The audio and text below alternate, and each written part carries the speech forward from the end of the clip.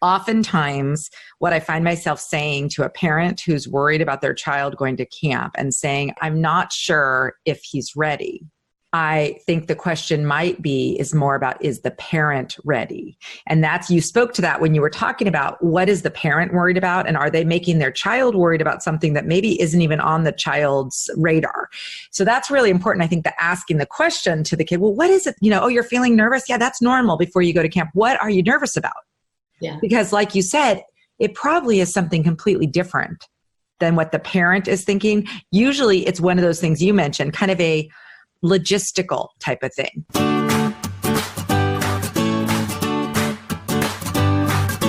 Hello and welcome to the Sunshine Parenting Podcast, where each week we talk about ideas for raising kids who become thriving adults. I'm your host, Audrey Monkey. I'm a summer camp director, writer, and speaker, and I've had the privilege of working with thousands of children, teenagers, young adult counselors, and parents over the past 3 decades. My husband, Steve, and I are raising 5 kids who currently range in age from 15 to 25. So my interest in raising kind, optimistic, self-reliant kids who become thriving adults is personal as well as professional. Besides the toddler years, I think it's the teen years that parents tend to think are going to be the hardest with their kids. But I really enjoy working with teens and parenting teens, and I found someone else who does as well. Her name is Helaina Altabef, and she has the website tametheteen.com. She offers parenting classes and coaching and all kinds of blog posts and information about building up the attributes we need to form strong, caring relationships with our teens. So I hope you enjoy my episode 92, which is my conversation with Helaina Altabef. Well, today on the podcast, I'm so excited to have a new guest. Her name is Helaina Altabef, and she has a website and coaching and classes called Tame the Teen. Welcome, Helaina. Thank you so much for having me. It's a pleasure to be here. Well, I'm really excited to talk to you today. We had a phone chat a couple weeks ago and got to know each other, and seems like our philosophies are very much in line with one another's. Yes, I think so. So, Helaina, why don't you start by just telling a little bit about your background and how you got into this practice of coaching and offering classes specifically around parenting teens? Sure. So I worked with teens for over 15 years. I love them. This is just the population I am meant to serve. I really understand them. And I also have access to their superpowers and gifts. And I just know that these years are also very tender years. And as adults, we forget just how crazy and tumultuous they are. And when teens have access to adults who get that, I think it's very powerful, and it makes an imprint on them. So I worked with teens for a long time, and then I became a parent, and I started to work with teens one-on-one. And then I realized that a lot of what was going on between parents and teens, though ostensibly parents called me to work with their teens, what was really going on was a lot of disconnection between parents and their kids. And I became like a liaison between the parents and the teens. And so I had this hypothesis of, what are we missing? Is there another way to approach the teen years that would create more connection and harmony and ultimately empower teens to launch into independent, capable adulthood? Because around the same time I was doing this, a lot of the bad press about millennials started happening. So I dug in and created some focus groups and did some market research for a year to see if what I was seeing was actually just a thing or a trend. And turns out this was, echoed across the board. And so much so that I started to see it written about in national newspapers like the New York Times and the Washington Post and the Wall Street Journal. And it became apparent to me that whatever I had as a teacher that I could access teens successfully was teachable to their parents. Mm. And so that's what I set out to do, was to hone in on what are the attributes that a successful relationship to a teen looks like, and then, or has, and then how do we embed those in parents? And then Tame the Teen was born out of that mission.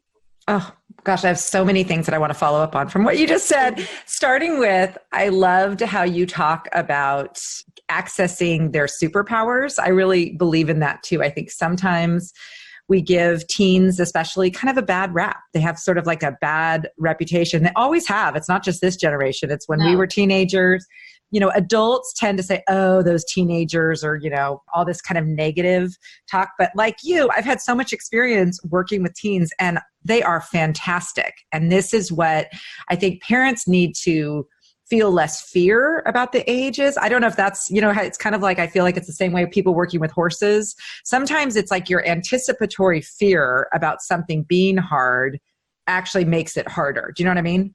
100%. Yeah, you manifest. I think you create tension. And that's just not with teens, but in general, when you approach something with anxiety and fear, that word has become so much a part of the parenting experience. So what does it look like if we approach it differently? If we become aware that we're having that fearful approach? And it's hard because society is increasingly sending that message too. It's not just the individual, it's a collective experience. So how do we move beyond that and get in touch with ourselves enough to be able to create a different paradigm? Yeah, definitely. And I think, when you're in your own experience, and look, all we have when we're parents is our parents who are role models. That's where we learn, or ourselves. And if you have a kid who's nothing like you, how do you stay connected to that kid? How do you reach that person? So yeah, I hope to explore how to figure out how to do that most effectively.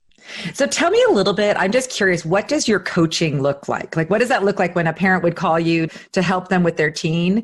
Did you go to their home? Did the teen come to you? Or how did that all work? So parents usually come to me when they are just like fed up, or this is the language around it. And it's so understandable. They feel this mix of frustration and worry. That's usually the cocktail. And they feel out of options and fed up, and that they've tried everything and they just like can't get through to their teens. And so it really, to me, sounds like a communication breakdown.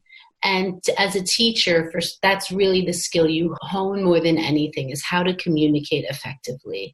And so when I hear all of that, it leads me to understand, it prompts my curiosity about what kinds of situations, really, what are your triggers?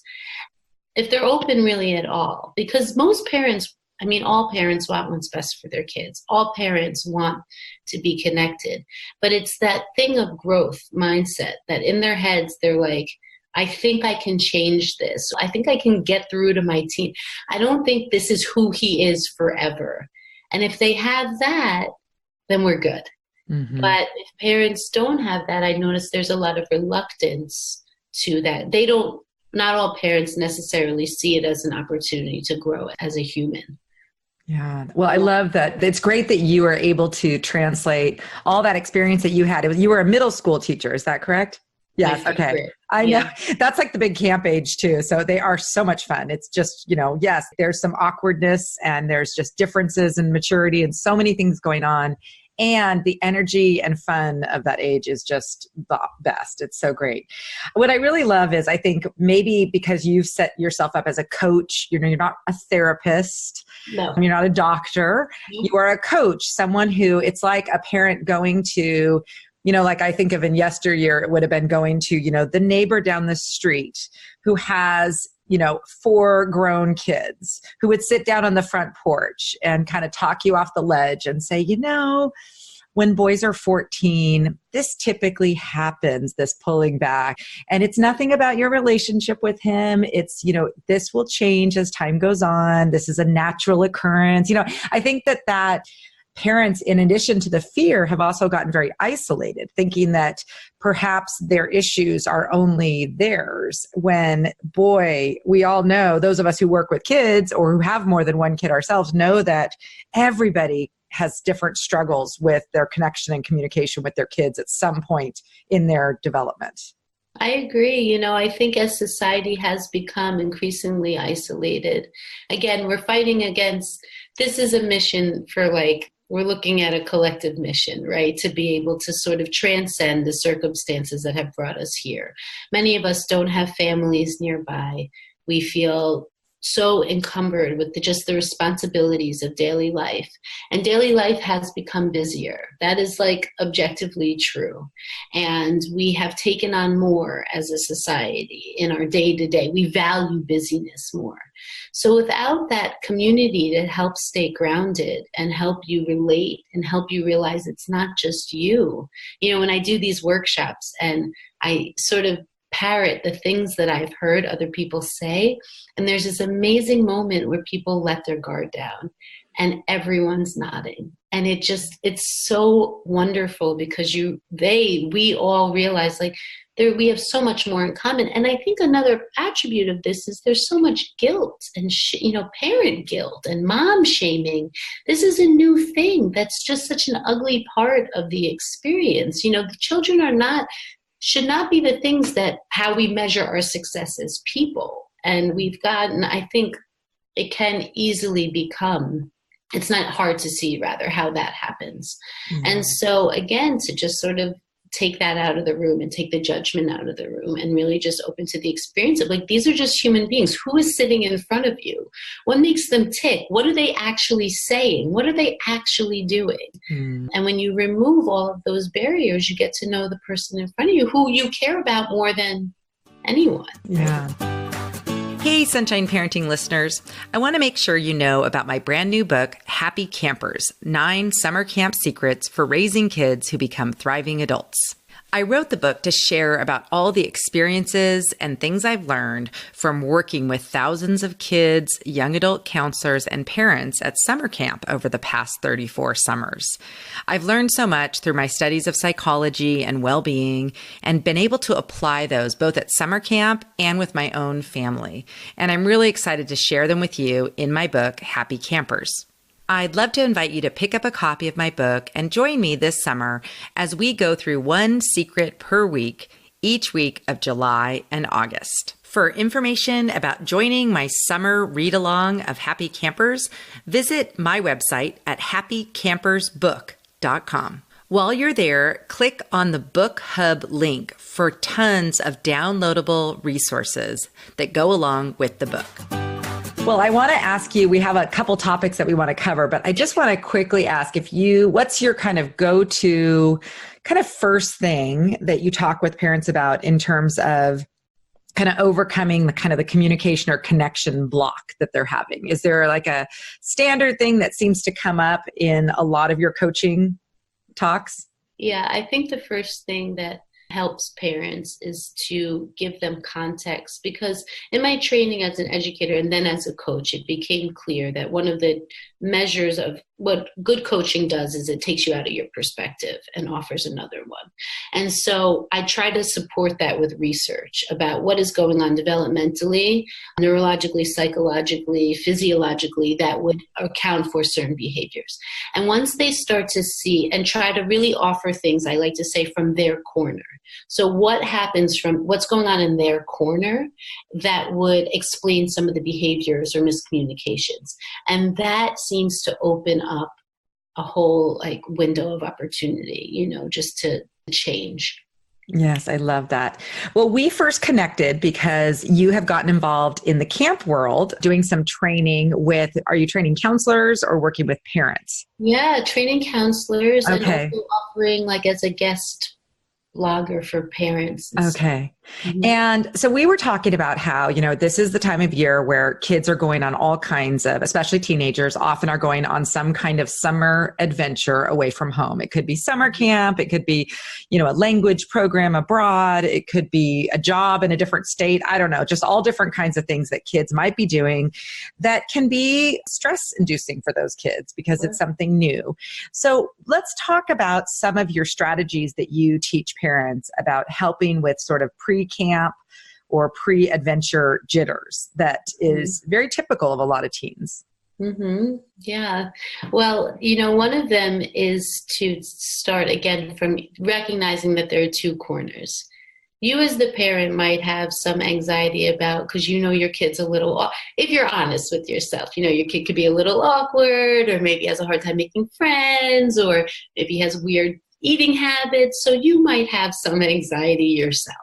And to separate that, just to become aware of that so that you are not bringing to every conversation a reminder and drawing attention to all those, what we find as the educator, but not as the parent, the endearing quirks or idiosyncrasies that the kid might possess. Because chances are that child from his corner doesn't even know that he does all those things. So to separate from the child and to really see, just reckon and make sure whatever your anxieties are, to keep that stuff under control. And then from there, you can start to listen in for the child. Now, maybe your anxieties were the thing in the room. Maybe your kid doesn't have any anxiety and you're bringing it. That's a possibility. Another possibility is that the child has what is very normal stress. And that's a good stress, the jitters, But in our society, again, in this trend toward anxiety and fear, and there's research to support that this is a real problem. Anxiety among teens is on the rise and among adults. But not everything is anxiety. And so to not begin with anxiety, unless your child has been diagnosed with anxiety, but if your child hasn't been, then to help them understand that new experiences bring with them, it's normal to feel a mix of excitement and a little bit of fear about the unknown and some anticipation, and to speak with children in that way and presume that they're smart enough to understand that, because they will. But when you label everything under the blanket of anxiety, they just presume that all experience over time, children are excellent observers, but terrible interpreters. So they don't have the discernment to say, oh, now this is actually anxiety. It's not anxiety. It's just a little, this is new. Of course I feel this way. My mom has felt this way. My dad has felt this way. My siblings have felt this way. And to embolden them to do things even if they feel fearful. Sure. So I think that is those two things are just the start. Yeah. And then another one is to not make the statement of like, well, everybody loves camp. Everybody gets over it. To really hear if your kid is expressing their jitters, then to get in there with them and help them to make concrete the things that feel abstract. So understand what their jitters are about, really hear them out, and help them anticipate, well, what would you do if you're nervous about changing in front of everybody? What do you do if you don't feel well, or if you're homesick, or if you lose your toothbrush? Whatever it is, to walk through those and take them to heart without saying, oh, get over it, you'll get over it, everybody does. Because what you want to teach them is how to solve problems, not to just presume that they're going to come up with some answers. They might, but they're looking to you to help them as their first point person. Yeah, definitely. I love how you just talk about normalizing that natural stress with anything new. I've been talking about that a lot lately, just when, to grow, you have to get a little bit outside your comfort zone. If we just stay doing the same thing forever, whether you're a kid, a teenager, an adult, you don't grow.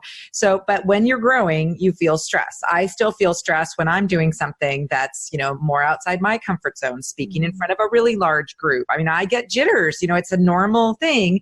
And it gets better over time, but you still always have that if you're continuing to grow. And so I love how you mentioned sharing your own experiences as a parent when you had jitters, like maybe you studied abroad during college and, that was during a time when you couldn't even talk to your parents hardly ever.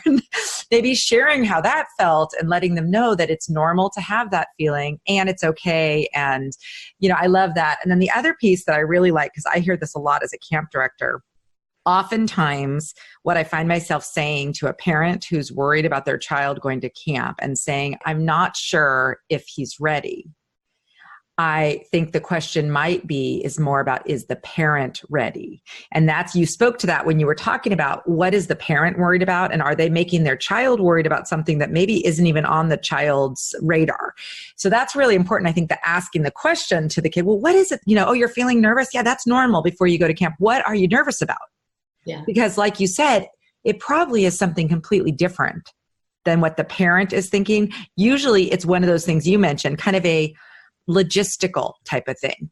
Like what do I do when I get off the bus? Or things like that. Or what's going to be for breakfast? I mean, that's the kind of stuff that kids tend to be thinking about. Whereas the parent is thinking this global, like, oh my gosh, how will my child feel being away from me for a moment? So I really like that. And I'm so excited. I'll definitely link in the show notes to your post that outlines all these sort of kind of discussion points and thoughts for parents. But it's funny how we started when you were talking about the coaching, how so much of it comes to how we approach our child, whether it's camp or they're going through their teenage years. Isn't it interesting how it's all sort of that same thing of being aware of where we're coming from? Yeah.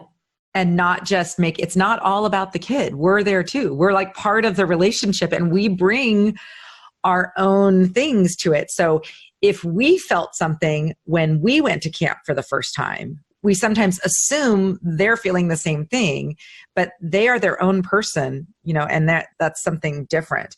Well, what other tips are you finding yourself, like maybe as you think about training the staff, what are you covering with the counselors that you're working with? So this same camp asked me to do a workshop entitled How to Stay the Adult. Yes.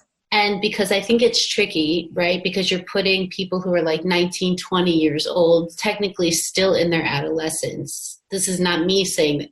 This is technically they're still in their adolescence. You're putting them in charge of like 14-year-olds.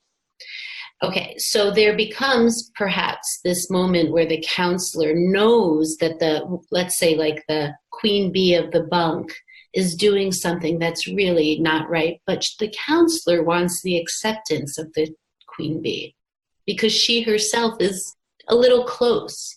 So to help give her that sense of awareness that here's some dynamics that you might come across. Now, how can you respond? If you were in the peer group, you would respond one way. As the adult and the authority, let's play it out how you would respond in that way. And again, to basically do what we just said with the parents and the child, to give them some anticipatory information, to put it on their radar that they have a choice point in those moments, and to help them call back to the fact that I have to make the choice that the adult would make, even if it's not the choice that my peer version would make. And I'm going into this assuming that that will be something that they will be able to understand, even if they haven't thought in those terms before. And I think we'll do some stuff with boys, it's a very different dynamic. If boy counselors may possibly treat their, their campers like little brothers. So they'll haze them a little bit. And that's there's some of that in camp that's just part of camp culture, where that's the amazing thing about camp is when you are in charge of, the person in charge is just a stone's throw away from where you are, but that there are boundaries and limits. And so to make these boy counselors aware of what might be hurtful. How do you know if you cross a line? How do you repair it if you cross a line? What is very simple, clear language that you can use to ask, are you okay? Are you included? Are you feeling left out? And very, very simple and direct language. Not a lot of theory in all of this. This has to be 1 to 2 sentences of what I have on my website, go-to lines, that people can just memorize, really that get at the heart of the matter. And then from there, hopefully that they'll be able to implement that as the summer goes on. That's so exciting. Well, I can't wait to follow up with you after your training and see how it goes. I do think that it's really great. The opportunity that these young men have specifically at camp is unbelievable. At my own camp, we've seen a complete transformation from the fraternity-esque feel to now this very much a lot of physical affection, hugging each other, boys who cry in front of each other around the campfire because they feel open to share what's really going on. It's really amazing because for many of these boys, summer camp, when they're away and with these role models, will be the first time they've experienced this. So, translate that to when you're training these staff, have them hopefully the leaders there can nurture that among the staff themselves. Females tend to be easier at this. We're kind of masters at connecting and crying and getting vulnerable. And it happens at camp. But for the boys, it's truly magical at camp. So I'm so excited. You'll have to let me know if there are resources that you recommend that I can lean on during this for that exact topic of how do you give young men permission to be like a wholehearted individual. And this has never been a better time to embrace that, I believe. I think we're seeing a really big shift. But if you have resources that you have found successful, I would be really appreciative to share. I definitely will share some things, but I will say the best resource is finding these young men who are wholehearted and can model it, because it's not something that you can just like say, okay, do this and you're going to, it's a whole way of living. And camp for many of these kids, maybe they grew up at camp and they were transformed through the experience. So they've experienced it. They've experienced that sense of belonging, and then they're able to translate that and teach the other kids. So yes, I will definitely follow up with you and share some things. So Helaina, where can people find all this great stuff? Your go-to statements, your coaching, all that. Where is it available? So it's all online at tametheteen.com. And also there's my blog and all that. And then if you go to the website, there are the go-to lines. You'll get hit with it right when you're on the website. And I recommend anyone who just needs some like quick, easy ways to break the power struggle cycle that they download those. Oh, that's what I'm going to do right when I get off from you. I don't know why I hadn't done it yet. I was browsing through your website. It said hadn't taken the time, but I will definitely download those statements, and I'm sure they would be helpful for counselors and for myself as a parent. So Helaina, thank you so much for being on today. It was just a pleasure getting to know you and hearing your wisdom. And I know that my listeners will really appreciate all that you had to share. Thank you so much for having me. This is an amazing thing that you do. I really, really love your work. Thank you. Thank you for joining me for this episode of the Sunshine Parenting Podcast. As always, you can find all the links to things that we discussed in this conversation on my website at sunshine-parenting.com. Search for episode 92. I really enjoy hearing from listeners. So if you have any comments, questions, or feedback about this or any other episode, I'd love for you to drop me a line. You can either send me an email at audrey@sunshine-parenting.com or use the voice recorder that's available on my website at sunshine-parenting.com. For me, the month of June always means one thing, and that's staff training at summer camp. This June, I've had so much fun visiting several camps, training counselors, and helping them prepare for an amazing summer at camp. I believe it's so important to get this message out about connection that the first chapter in my book, Happy Campers, Camp Secret #1 is connection comes first. I'm going to end this episode with a quote from Brené Brown that I use in that chapter. Connection is why we're here. It gives purpose and meaning to our lives. This podcast is a proud member of Parents on Demand, a network of high-quality shows for families just like yours. Download our free network app on Apple and Android and listen to your favorite episodes on the go.